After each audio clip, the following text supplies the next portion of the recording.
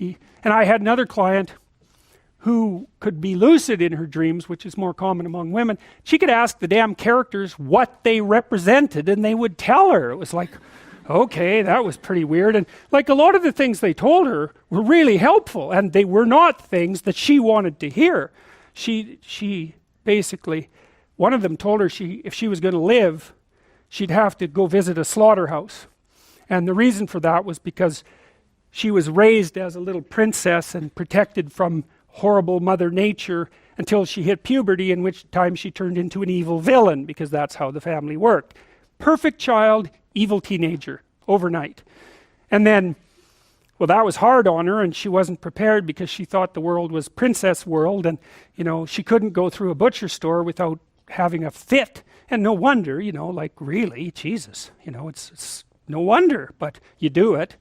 But she couldn't, so we used to go to butcher stores, and that would make her cry, and that she was a vegetarian, that would make her cry, and bemoan the cruelty of the world. And it's like, yeah, fair enough, man, those are bloody slabs of meat. It's like, I don't know why everyone isn't screaming when they walk through the butcher store, but you got to get used to it, man, because you can't live in the world otherwise. And so the dream character, who was a gypsy, told her that she had to go visit a slaughterhouse, which seemed rather impractical. And so I asked her if she could think of anything else to do, and she thought, well, why don't we go visit a funeral home and watch an embalming? And I thought, oh, good, that sounds like a fun way to spend a day. And so I phoned up a funeral parlor, and I said I had a client who was terrified of death. Yeah, and I was a therapist who was also a little shaky on the concept myself. And so they had no problem with that. They deal with death all the time, which is really something to think about, right? A human being can actually have an occupation where they do nothing but deal with death, and they don't go stark raving mad. It's like, what the hell's up with that? It's like working in a palliative care ward where your clients that you have a relationship, all they're going to do is die this week, next week, the week after. People do that. It's like, those people are tough, man. They're tough.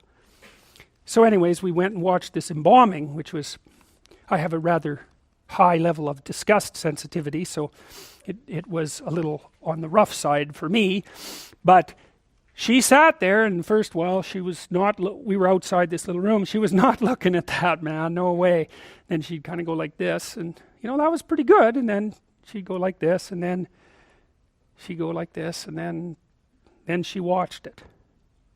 And then she asked if she could go in, and she put on a glove and she touched the body, and she didn't have a fit, she didn't have a panic attack. And so she walked away from there learning that there was a hell of a lot more to her than she thought there was, and that she could see things that she didn't think she could see and live.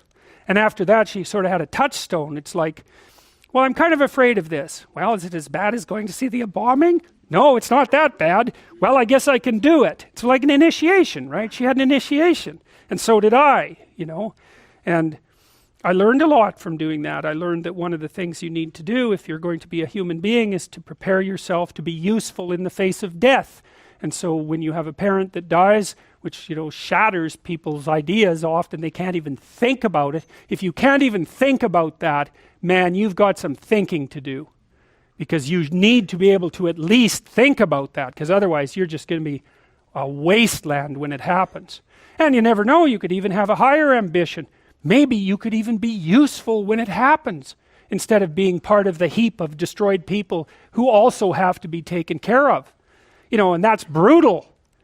You have to be brutal to be useful in the aftermath of your parents' death. You don't get to crumble and fall apart, and no, you have every reason to. So you got to be kind of some tough monster to manage that. But do you want to be useful in the face of tragedy, or do you want to be pathetic? Well, you make your choice.